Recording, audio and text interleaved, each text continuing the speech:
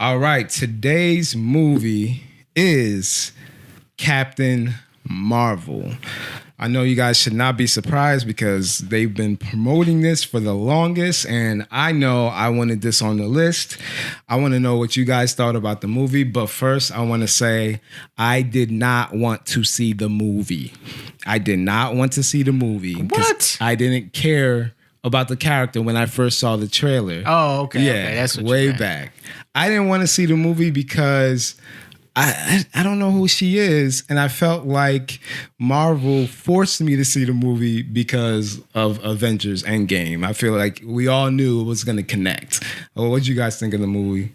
I thought it was a good appetizer before the end game. So, they wanted to introduce the character. So I think being that it is Marvel, we expected them to do a pretty good job with it anyway. So it was like, all right, let's just go see it because, I figured that they would do a great job and I thought it was a good movie. So it was a nice appetizer before what everyone is actually waiting for. Yeah, I thought it met the expectation. What about you, Matt? I agree. I think it was a good taste test, a good teaser on understanding Captain Marvel's capability, where she came from, how it all started, and even how the Avengers went about. It was a good little history of the Avengers overall, so I was excited to see how that came about. And yeah, I like that. I think it just made me feel better going into seeing the Endgame, the sequel.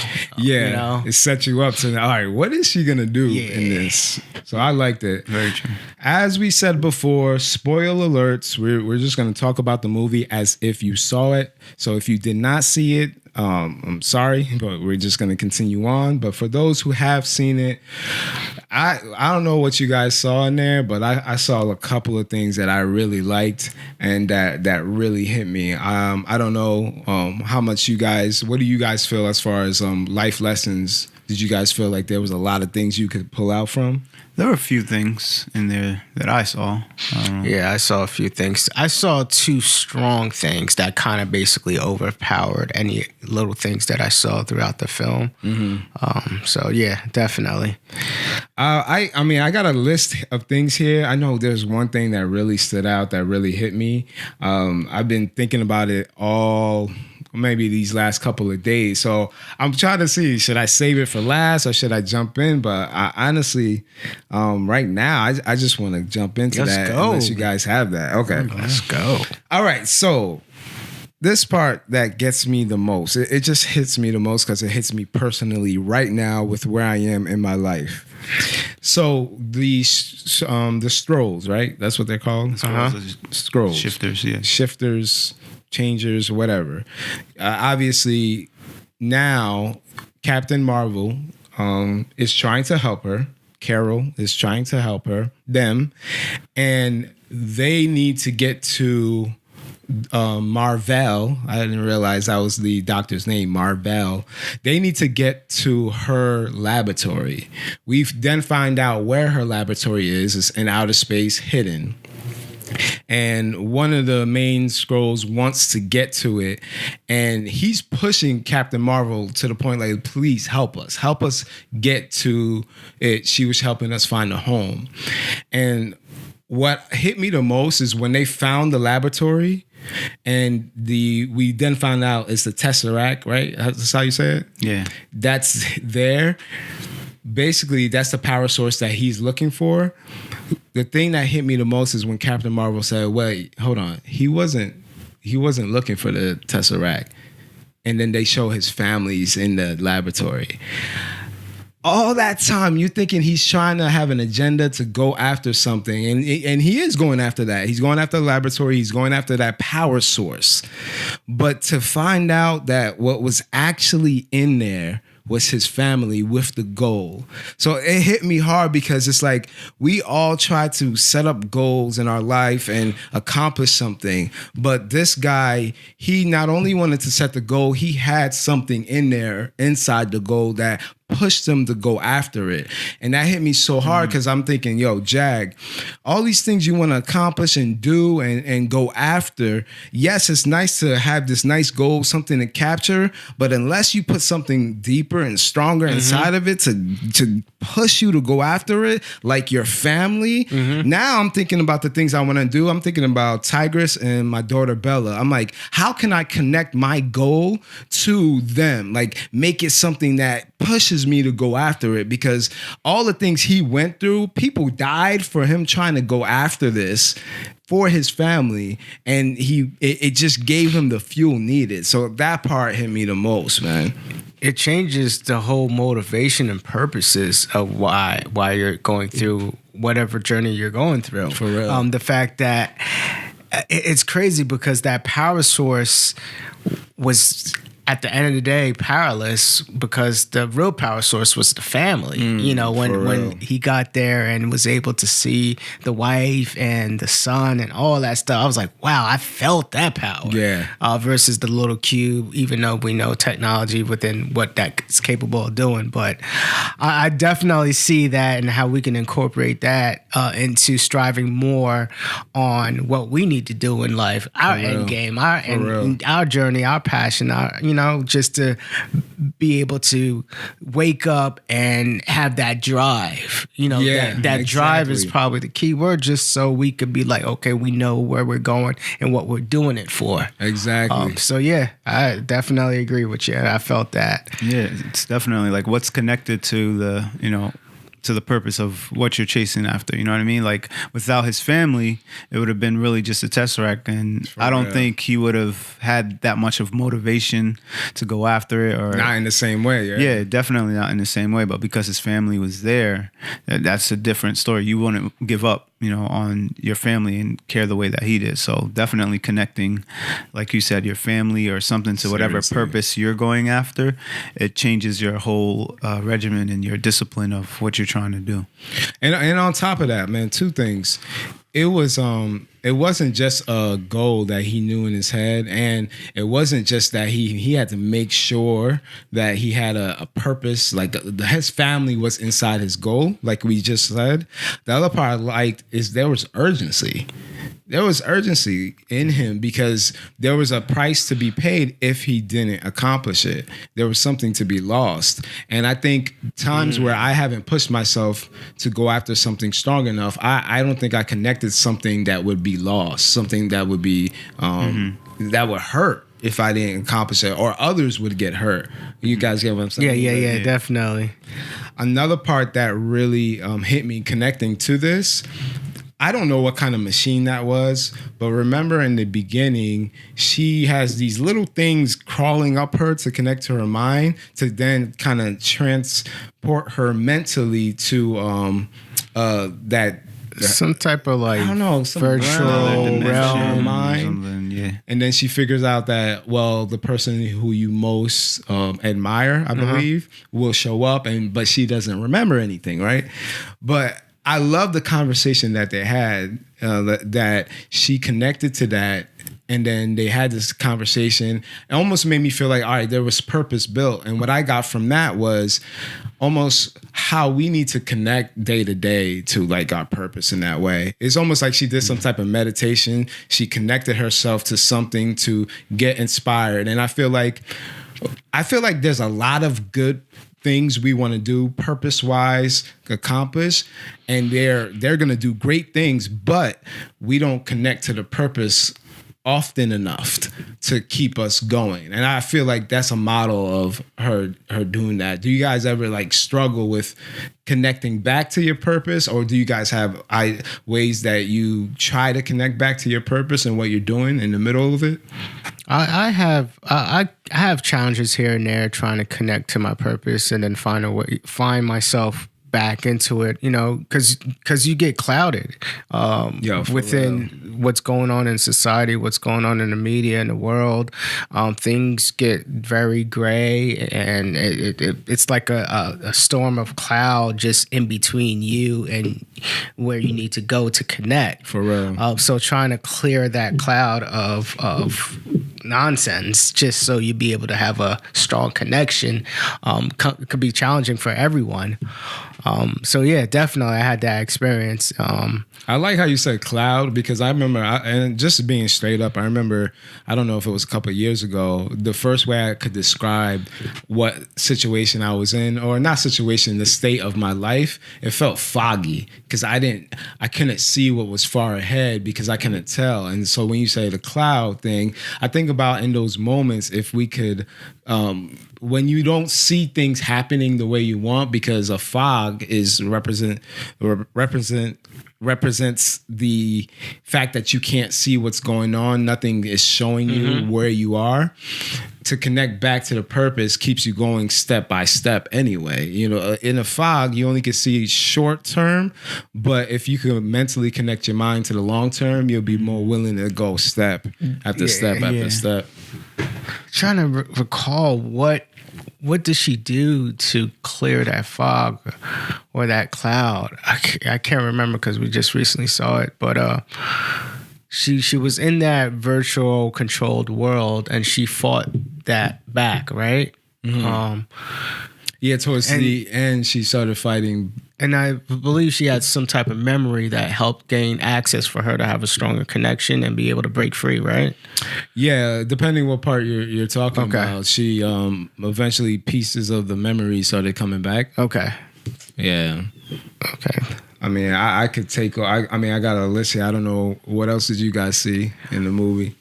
I saw two strong points. One, I'm gonna go straight to my favorite point, was basically throughout the whole entire film, you notice that she has these powers, these abilities to that's very unique and only she has. Yeah, and she was technically limited and did not know she was limited until the very end. Oh, that part. And then she finally even verbally state that I had one hand behind my back this entire time. And I think she said something along the lines of, I wonder what happens if I have both of my hands, or something and like that. She pulled out that little device thing then she just went like 1,000. Like it just went to a whole different like energy sources of what she's capable of doing. And the reason why I was so attracted to that is because she was limited based on someone using good for evil. Someone taking advantage of her based on knowing her ability without her not knowing her full potential. You get what I'm saying? And I think a lot of people, even me at one point, been treated good by a person or a group of people, but they had their own agendas. They were using good for evil. Basically, so they could get to where they need to get to do their evil deeds by limiting, me or whomever to be able to blossom to be the person that they meant to be, whether is their talent, whether it's ability, whether it's their character. So I saw that immediately with that. I'm like, wow, we just need to let go and take that thing out of our necks and be able to have full access to ourselves and not have people limit us, For real. And that's basically one of my favorite things within that movie. Just like let's be limitless.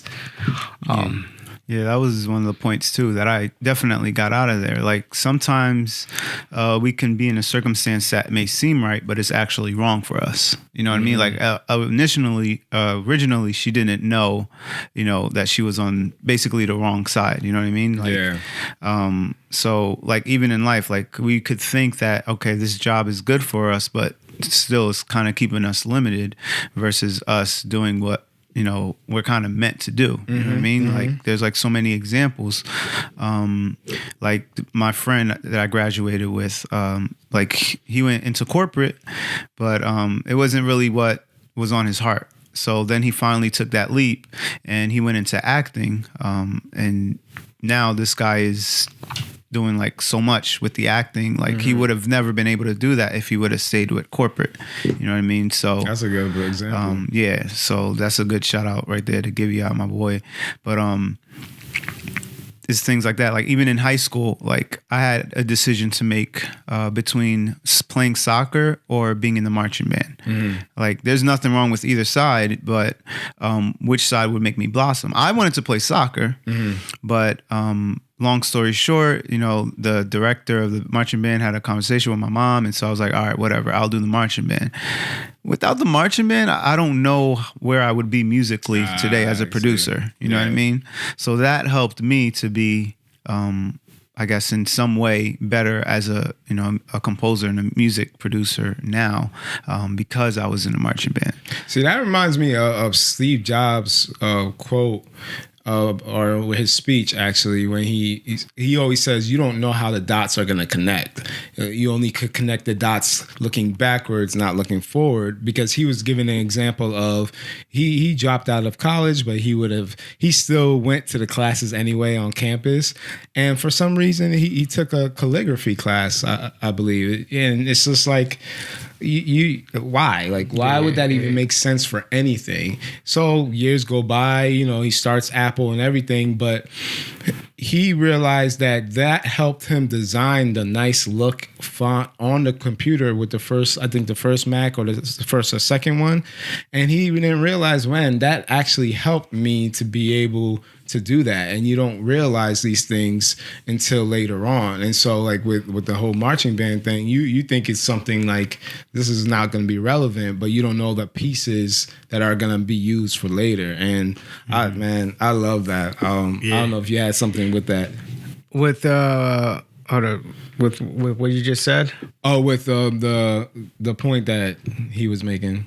Oh, no. I think, a lot of us had that same experience. Going far back as you talking about acting with G, I've ran into a lot of other actors or been on set where I would see a director kind of like, doing his job, giving the actors instructions to how to go through the scene, take one take, take two, take three, take four. And the fifth take, for example, I'm trying to remember this particular time where they gave the actor instructions by, okay, show me how you would do it. Let's pull my notes back. Let me see you perform this scene and just be loose with it. We're going to roll it. And that ended up being his best performance. See, man. You know what I'm saying? Wow. Because he was like, you know what? I'm just going to let loose. I see it as it is. There's nothing holding me, And that person delivered it amazingly. I was like, wow, okay. That's enough for me to keep in my head to like let people be able to put their input and not control them to perform the way you want it, but give them the vision and let them run with it to see how they could bring it to life. I love that. So that was another great example of, having one hand on your back and kind of letting loose and using both hands. So for real. Back to that device, man. I don't want to just let that device go because, in the trailers, the trailers are funny. Like you try to match the trailer with the storyline of the actual movie. Sometimes they piece things in. Sometimes things are coming from the extras or like the deleted scenes. But they made it seem like, okay, the powers were given to her. We gave you this. This device thing is what's powering you. And that's the sense that I got, right? Straight up lied to her. It was a lie because so they knew they were using that to control and limit her. She was limited, but she's being told this is what's giving you the power. And so my mind is thinking, man, like how many things we're telling ourselves, not even people trying to tell us because there's enough of that, but we're telling ourselves like, this is what I need to be able to do me, like to do my thing, to be able to flourish and all that, but not realizing, no, let it go and do your thing. So to be honest, I'm gonna be honest, like I thought about doing a podcast for the longest, but I was just like, well, videos look more flashier. Videos would fit me better or whatever like that. And it wasn't until I just started. I just like, all right, you know what? Let's just do it. And how much I'm loving it, one, and how much it's taking the burden off of me, and as well as the feedback we're getting for all this. It's just awesome. It kind of tells me, wow, I was limited limiting myself because I thought one thing, but taking out that device. So I'm trying to think of how can a person go about making sure they don't have a device on them. Because honestly, that's big for me. Like I really want to brainstorm that with you guys. Oh, go ahead. My bad. I was gonna say, well, don't allow like circumstance to kind of limit your mindset of what you think you can or cannot do. You know, so for her, she knew that device on her neck wasn't what controlled her. And so I guess as people, we need to know that what we have doesn't really control the most that we can do. And that's kind of one way to look at it. Just know that there are no limitations. Yes, we don't have all the resources we want, but those resources don't make us, you know, make us and what we can accomplish. And that's a good point. Let's say all those resources were given to a particular person. What if they can't handle it because they don't have the experience, not just experience, but the willpower that one would get by trying to work towards those resources? Meaning like all that time where man, I don't have this, I don't have that, but I'm gonna do what I can. You're building mental muscles. You're building creativity. It's your mind is opening up because you got to figure things out. But let's say we skip all that, give you all the resources you need. You wouldn't use it properly. Exactly. Yeah, you'll be sloppy. You'll be misguided and destroy things and just end up getting all those resources taken away from you.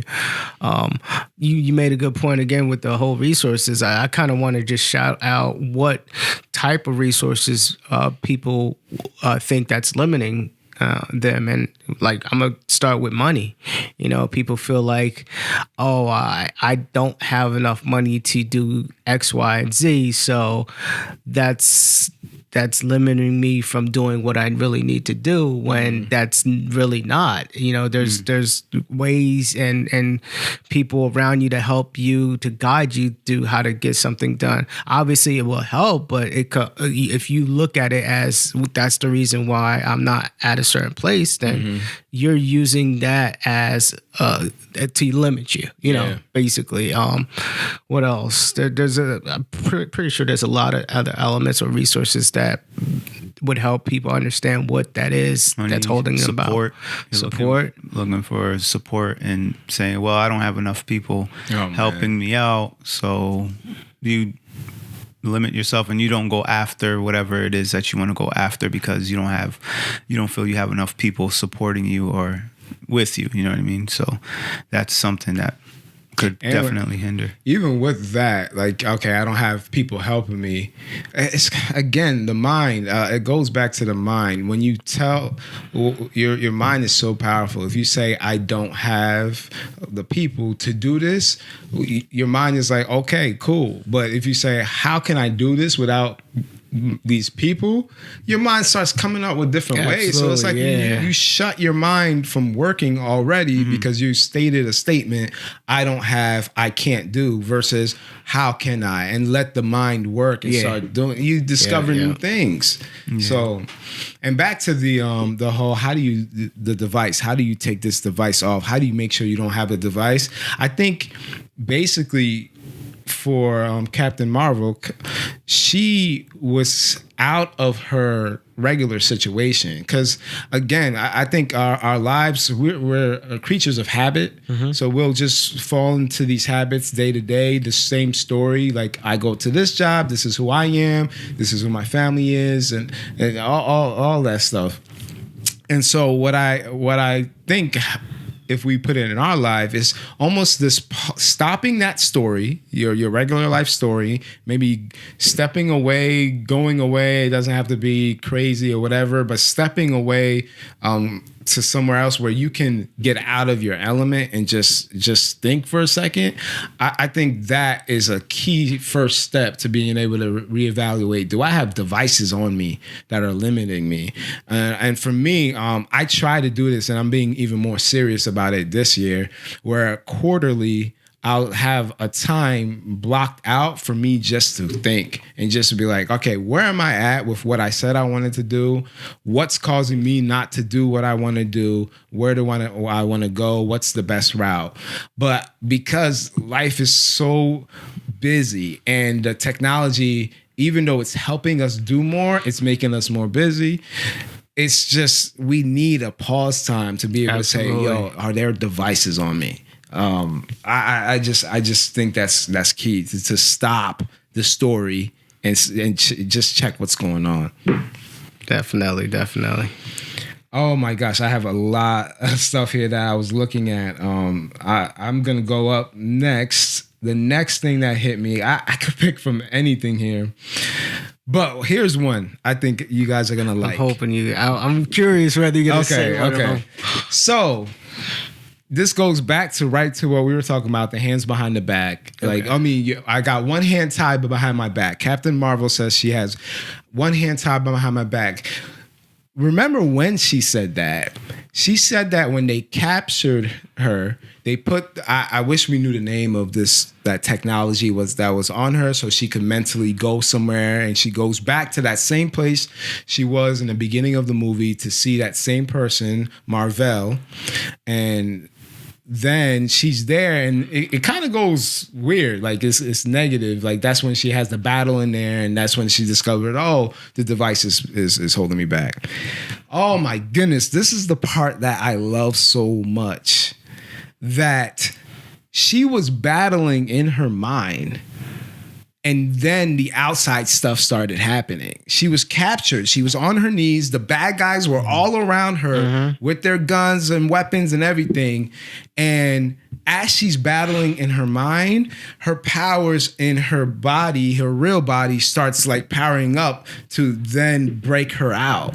And what gets me the most is we don't realize how much most of the stuff is just mental.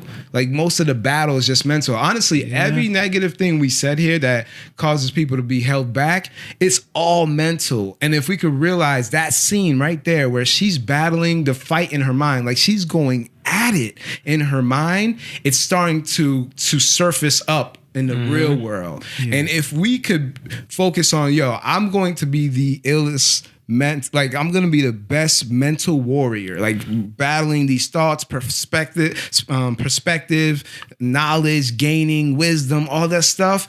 It's like automatically going to happen in the natural, because in the mental, you're fighting there first. You're getting stronger there first. So that scene, oh my goodness, that scene hit me hard. Wow. I mean, you made a good solid point with that. I didn't even notice that part, but we battle a lot of things in our heads, especially in our alone time or around people, and it's just trying to find a way to win that battle, to be able to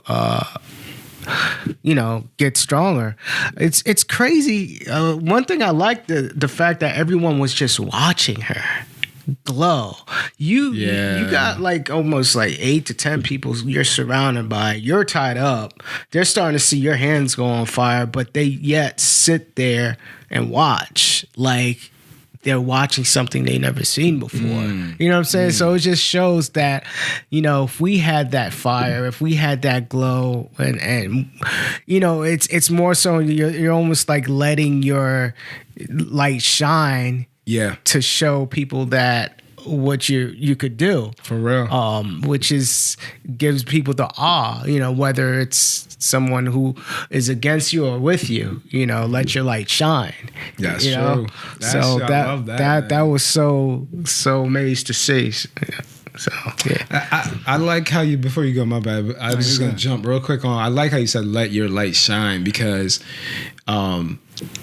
it when I hear "let your light shine," I hear like being you, like just being you fully without being hindered. Yeah, and I feel like that's what she was doing. That because that was her. That's who she is. That's what happened to her life. She ended up having all this power, and then she was allowing her. She was becoming her, fully her.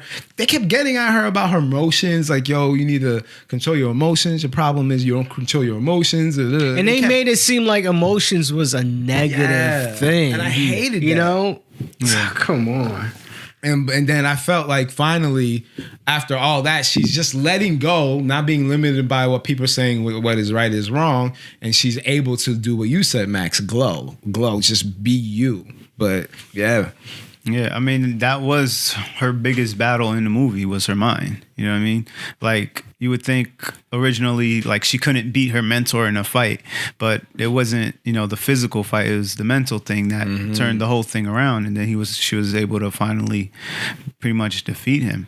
And just to be a devil's advocate, like maybe when they were training her and they were saying, oh, like your emotions was too much and you need to use your mind more, maybe there is kind of some truth to that. Like you can't, you know what I mean? Like you really can't just go all out there with emotions and not, you know, use your mind and think about the way you need to approach something. You know, like you have, since I'm in the music field, I could use that as an example. People who go out, oh, I want to sign this contract. You know, like I just want to do what I gotta do. And now you see a lot of them stuck in contracts and not able to get out of contracts and things like that.